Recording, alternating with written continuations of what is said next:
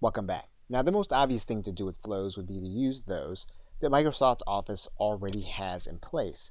However, you can start with applications that you're already using so that you can test to find out if there are connections already to them.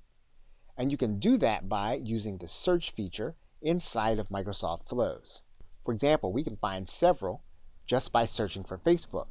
And if you'll notice, there are some that don't necessarily have anything to do with Microsoft Office 365. For example, if we type in WordPress, we can find several flows that we have available to us. We can also search by category. For example, we can look at all of the social media flows or the events and calendars flow. And we can also further filter by popularity, by name, and publish time. One of the most significant aspects of flow is going to be the sync category. So for example, OneDrive files to Google Drive. We can copy files between OneDrive and Dropbox.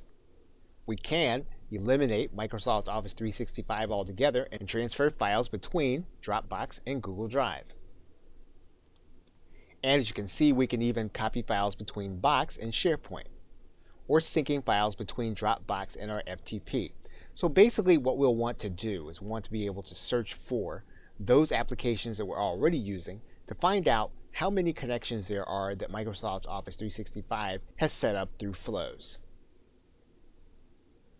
Okay, so with that, thanks, and I will see you in another video.